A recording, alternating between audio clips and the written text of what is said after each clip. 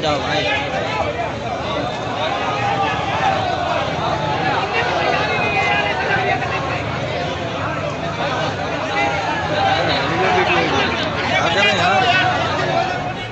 और उत्तर प्रदेश के शाहजहांपुर में जिस तरह मस्जिद में घुसकर के कलाम पाक जलाया गया और उसके बाद फिर उसकी गिरफ्तारी भी की गई। ताज मोहम्मद नाम का एक मुस्लिम नौजवान जो कि यूसुफ मोहम्मद का बेटा है, उसको गिरफ्तार भी कर लिया गया। कुल मिलाकर के जो पुलिस ने थ्योरी अब तक, मैं कहूँगा कि यूपी में योगी की पुलिस ने जो थ्योरी पेश की है वो ये बताया है कि अब तक जो गिरफ्तारी ताज मोहम्मद की हुई है, मस्जिद शाह फ़ख्र आलम मियाँ में जिस तरह से उसने आकर कुछ कुरान शरीफ को जलाया, अलावा उसके जो अहदीस की किताबें वगैरह होती हैं उन सबको जलाया। उसके बाद जो टेंशन हुई इलाके के अंदर, जो माहौल ख़राब हुआ और साथ ही साथ जो हालात वहाँ के बने, उसको देखते हुए धारा 144 भी लगाई गई, लोगों को डिस्पर्स किया गया।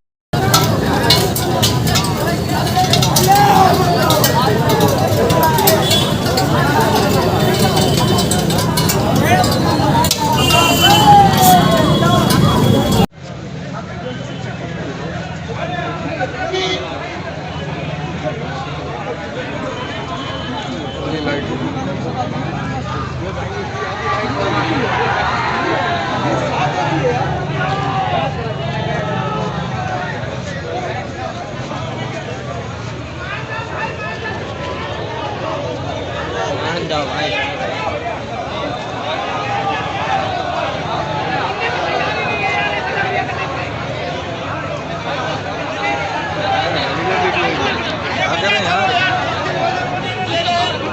और साथ ही लोगों से अपील की गई कि आप लोग कानून हाथ में न लें और इस मामले को हिंदू मुस्लिम बिल्कुल ना बनाएं, क्योंकि एक फ्रस्ट्रेटेड जॉबलेस एक मुस्लिम नौजवान जिसका नाम ताज मोहम्मद, जैसे मैंने आपको बताया, ये उसने किया है। 24 घंटे के अंदर इस घटना का खुलासा हो जाए। जिसने भी ये काम किया है उसको 24 घंटे के अंदर पकड़ने का प्रयास कर रहे हैं।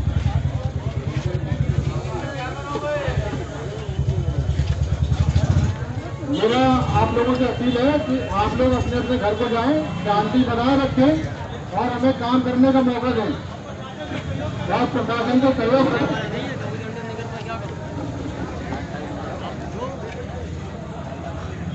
आप लोगों से मेरा अनुरोध है, मेरा निवेदन है, गुजारिश है कि आप लोग अपने अपने घरों को जाएं और हमें अपना काम करने दें। हम जल्द से जल्द उसको पकड़ेंगे।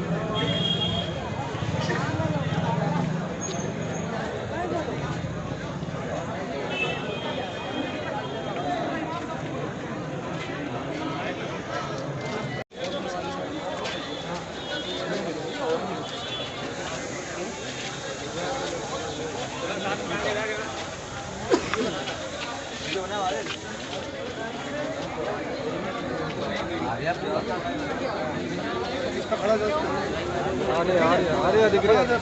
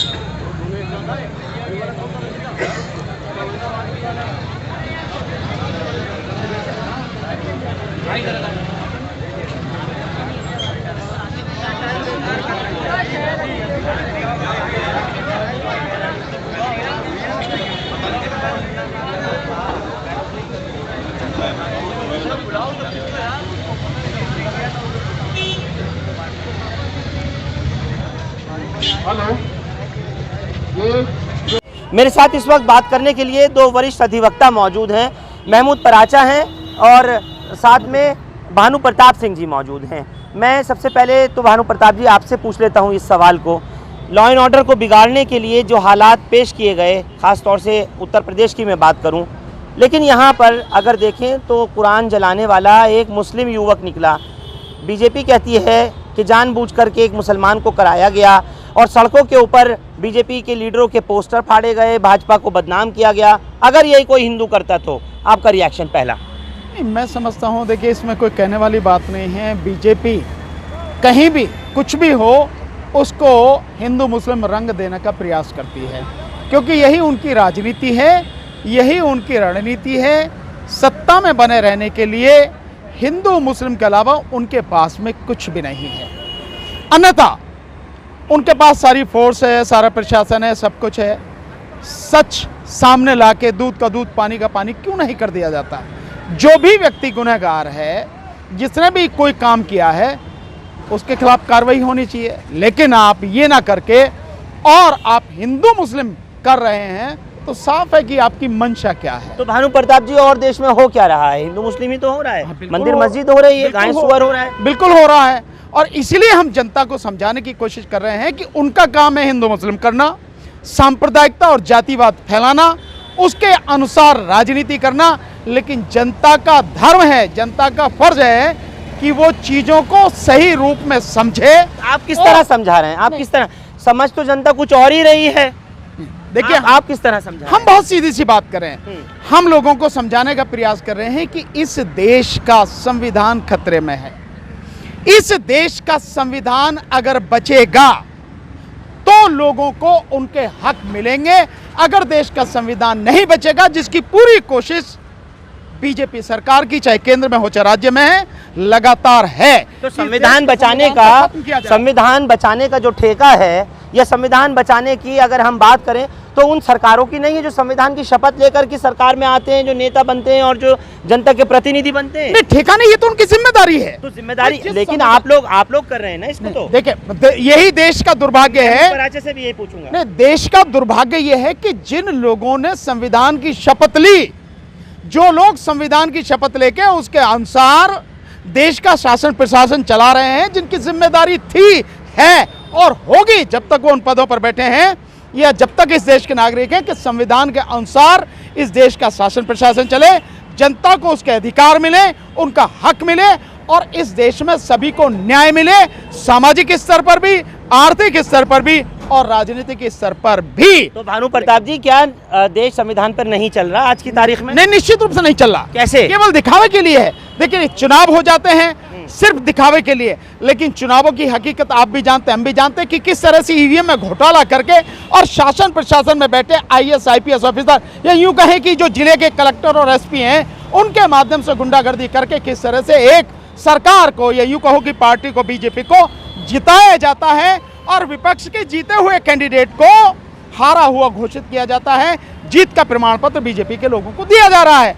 तो संविधान के साथ खिलवाड़ हो रही है, और संविधान के साथ खिलवाड़ ये भी है, दुख इस बात का है कि देश के प्रधानमंत्री, मंत्री और जितने भी लोग ऐसे बैठे हैं उन पदों पर, वो सारे के सारे कहते संविधान के अनुसार काम करने की हैं, लेकिन सारे काम संविधान के विरोध में कर रहे हैं। अगर वो संविधान के अनुसार काम करते तो संविधान में जो नीति निर्देशक सिद्धांत हैं उनके अनुसार इस देश के लोगों की जिंदगी संवरनी चाहिए थी, उन्हें उनका हक मिलना चाहिए था, उन्हें रोजगार मिलना चाहिए था, उन्हें शिक्षा मिलनी चाहिए थी, उन्हें स्वास्थ्य सुविधाएं मिलनी चाहिए थी। लेकिन हो क्या रहा है? कुछ भी नहीं, आपके सबके सामने है। अभी 75वां देश में मनाया गया आज़ादी का अमृत महोत्सव, 75,000 नौकरियां मिली, आप कह रहे हैं नौकरी तक नहीं मिली है ना। मैं आ रहा हूं आपके पास।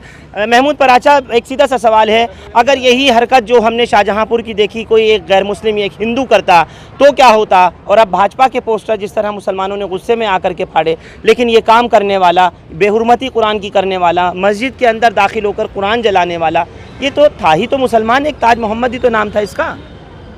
पहले तो आप ये बताइए कि ये आपने फैसला कर लिया कि जो पोस्टर फाड़े बीजेपी के मुसलमानों ने फाड़े, ये कौन तय करेगा? यहीं से उनकी शरारत पकड़ी जाती है। ये तो वो माहौल बना रहे हैं ना, ये तो वो झूठ बोल रहे हैं। देखिए सीधा सा टेस्ट है जो हम सबको समझना चाहिए। एक मस्जिद में कुरान शरीफ जलाने की घटना हुई, छोटा छोटा सिंपली एक लॉ एंड ऑर्डर प्रॉब्लम थी, ठीक, हिंदू ने की, मुसलमान ने की, किसने की, उससे मतलब नहीं था, फायदा किसको सीधा? मैं वही कह रहा हूँ ना। लेकिन अब इसका इतना बड़ा प्रॉब्लम बनाना, तो वहीं से समझ जाना चाहिए जिस काम को एक सब इंस्पेक्टर 15-20 मिनट में, 25 मिनट में सुलझा सकता था, उसका पूरा देश भर का आंदोलन खड़ा करना, उसका इतना इशू बनाना, उसके लिए दर्जनों मुस्लिम बच्चों की गिरफ्तारियों का प्लान बनाना, ये जो काम होता है ये सिर्फ और सिर्फ नागपुर की वजह से होता है। अगर simple law and order problem होती, वो पुलिस उसको अपने लेवल पे सुलझा लेती, तो ये नागपुर से नहीं हुआ काम। मतलब अब आपने सीधा सा इसको नागपुर से जोड़ दिया महमूद पर आचा। बिल्कुल। कैसे? क्योंकि वो लड़का तो बयान दे रहा है, वो लड़का पुलिस में जाकर के कह रहा है कि मैंने नहीं जलाया, मेरी आत्मा ने जलाया है। तो आत्मा नागपुर में बैठी है ना उसकी, तो अगर उसकी आत्मा उसके अंदर होती तो ये काम नहीं करता। ये बात समझने की। अच्छा, ये मैं इस बात को लॉजिकल मानूं या इलॉजिकल मानूं? आप दोनों बहुत सीनियर इस वक्त अधिवक्ता मेरे से बात कर रहे हैं सुप्रीम कोर्ट के। बात कर रहा हूँ इस तरह से अगर कह दिया, अगर मैं ये बता रहा हूँ कि इतनी छोटी घटना को इतना बड़ा कलर देना वो सरकार की मर्जी के बगैर नहीं हो सकता। सर, आप छोटी घटना मानते हैं? एक मस्जिद में कुरान पाक जलाया जा रहा है, वहाँ पे हदीसें जलाई जा रही हैं, आप कह रहे हैं वो छोटी घटना है? एक पागल आदमी ने, चलिए मैं ये मान रहा हूँ ना, दो ही तो चीज़ें हो सकती हैं कि या कोई सच्चा मुसलमान होगा तो वो ये काम क्यों करेगा, एक आदमी का दिमाग खराब हो गया या कुछ उसको परेशानी हो गई, दिमागी तवाज़ुन खराब हो गया, उसने कोई काम किया, तो वो क्या इतनी बड़ी घटना है? नहीं है ना।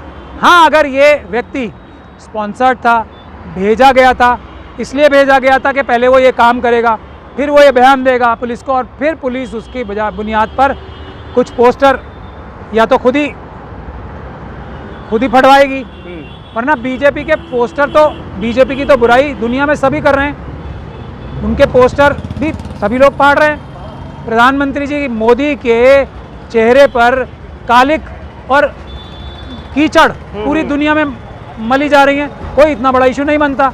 लेकिन पूरी तरीके से इसको, छोटी सी बात को इतना बड़ा जहाँ जहाँ बनाया जाएगा, मैं इसी जगह की बात नहीं कर रहा हूँ, मैं आपको लॉजिकली बता रहा हूँ, जहाँ जहाँ छोटी घटना को बड़ा बनाया जाएगा और वो सीधा नजर आता है सरकार की मदद से, वो भाजपा करेगी, वो नागपुर से होगा, वो आरएसएस से होगा, और ये क्रिमिनल मीडिया चाह रहे हैं आप? क्रिमिनल मीडिया उसको हाइप देगी, तो वो काम सीधा सीधा नागपुर से होगा और तेल अवीव से भी होगा। सर, तो क्रिमिनल मीडिया है या इस तरीके की हरकतें करने वाले हैं, आप लोगों के पास कानून का एक हंटर है तो सही, सुप्रीम कोर्ट है तो सही आपके पास? वो बाद में आता है ना। एक तो वहाँ भी कोई एकदम जल्दी तो न्याय मिलता नहीं है, वहाँ भी सुप्रीम कोर्ट के सिटिंग जजेस कह चुके हैं कि हम पे दबाव है, तो वहाँ भी, लेकिन वो लंबा रास्ता है ना। आज तो चुनाव से पहले उन्होंने एक घटना करानी है, तो कराएंगे, फ़ायदा किसा होता है? देखिए, कोई भी क्राइम का बेनिफिशियरी कौन होता है? ये क्रिमिनल लॉ की बुनियादी एक असूल है कि किसी भी क्राइम का, किसी भी घटना का बेनिफिशियरी कौन होता है, वही उसका करवाने वाला होता है। फ़ायदा किसको होगा इससे, अब वो देखने का विषय है। फ़ायदा तो अब बीजेपी उठा रही है इसका, तो इसी का मतलब जो कानून, जो लॉजिक है, जो क्रिमिनल लॉ है, वो तो ये कहता है। लेकिन भानु प्रताप जी, इस तरह तो कहें तो अंधेर नगरी चौपट राज हो गया फिर तो। नहीं तो जब कुछ है ही नहीं, जब कुछ है ही नहीं, कोई सुनना नहीं, सुनाना नहीं, जब कोई कानून नहीं, कानून बनाना नहीं, फिर नहीं। देखिए, ये तो बहुत पहले से है, इसमें आज कहने की बात नहीं है। अंधेर नगरी चौपट राजा, टकसेर बाजी, टकसेर खाजा, जो भी कुछ हो रहा है वो सबके सामने है।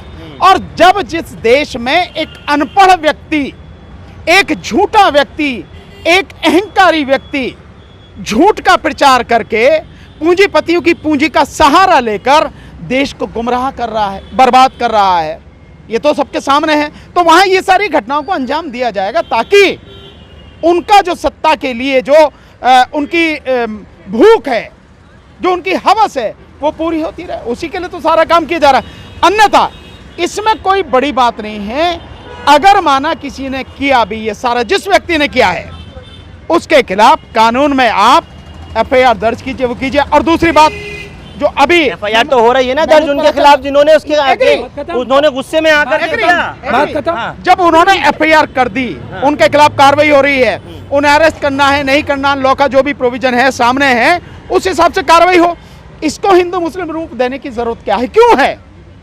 असली बात यह है। और रही इसकी बात कि मुस्लिम लड़कों ने फाड़े, ऐसा कहा जा रहा है, आपने और हमने सबने देखा है, ये पूरे देश ने, दुनिया ने देखा है बाकायदा, चाहे वो किसान आंदोलन रहा हो ये CA/NRC का आंदोलन रहा हो या कोई और भी आंदोलन रहे हो, बाकायदा पुलिस किस तरह से वाहनों को तोड़कर बेगुनाह लोगों पर आरोप लगाती है। इसकी वीडियो एक नहीं है, कितनी ही वीडियो हैं। गाड़ी जो खड़ी है, मोटरसाइकिल है, वो तोड़ दी गई। आपने CA/NRC के दौरान भी देखा होगा, जिस समय जामिया में वो रहा, आपने कवर किया है ना सारा।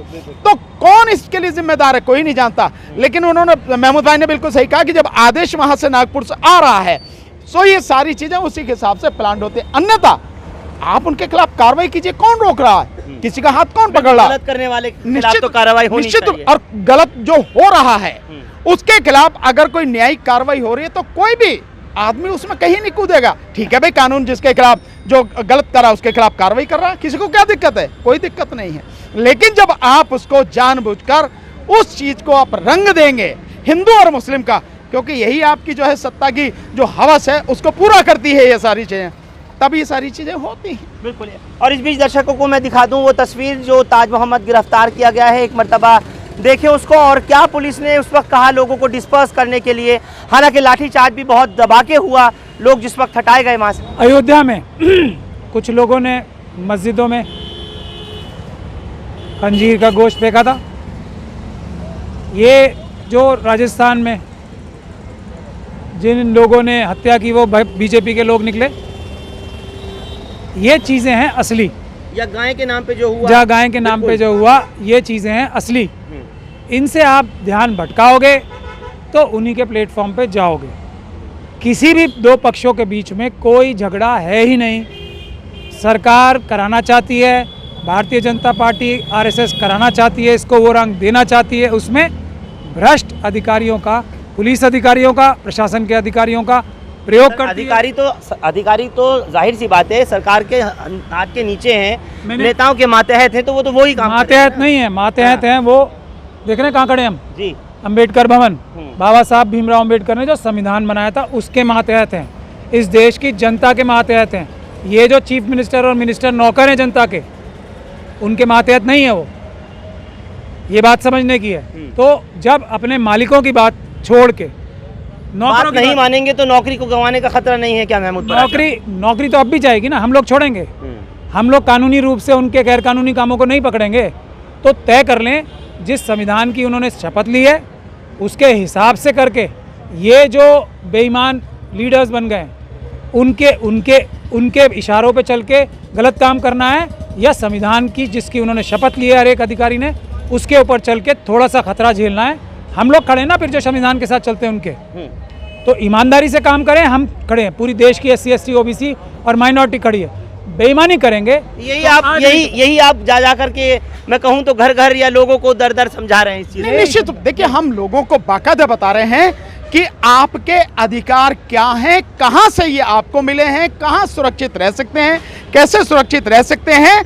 और जो सरकारें हैं वो अपनी जिम्मेदारी से अगर हट रही हैं, वो संविधान के विरुद्ध काम कर रही हैं, तो केवल और केवल जनता ही है जो इसको संभाल सकती है। आखिर संविधान से ऊपर कौन है? इस देश की जनता। और संविधान में जो पहला ही शब्द है, हम भारत के लोग, we the people of India, इसका मतलब भारत के लोग हैं जो संविधान से भी ऊपर हैं, जनता है। लेकिन संविधान को ही खत्म करने की बात की जा रही है, तो संविधान बचेगा कैसे? इसीलिए उस जनता की जिम्मेदारी है इन चीजों को समझे, अपने अधिकारों को समझे, और सरकारों के द्वारा जो किए जा रहे अन्याय और अत्याचार हैं और संविधान के विरोध में जो काम है उनको समझे, उनका विरोध करने के लिए आगे आए और मिलकर न केवल अपने आप को, अपने अधिकारों को, इस देश को बचाएं और इस देश के संविधान को बचाएं। अगर नहीं लड़ेंगे तो ये नेता तो लूटने के लिए बैठे हैं, किसी भी पार्टी के हों, सारे के सारे एक ही थैली के चट्टे बट्टे हैं। सबको देखा हुआ है, सबने देखा हुआ है। अगर नहीं लड़ेंगे तो भाई आने वाली पीढ़ी तबाह होगी, बचेगा कुछ नहीं। इसलिए सबको मिलकर लड़ना पड़ेगा। चलिए, बहुत बहुत शुक्रिया आपका भानु प्रताप जी, और बहुत शुक्रिया आपका महमूद पराचा जी। बस वक्त की कमी है जी, वक्त की कमी के मैंने अयोध्या का एग्जाम्पल दिया था जी। वहाँ एक लॉ एंड ऑर्डर की घटना हुई, मस्जिद पे खंजीर फेंका गया, पुलिस ने उसको सॉल्व करके वहीं ख़त्म कर दिया ना लॉ एंड ऑर्डर की प्रॉब्लम।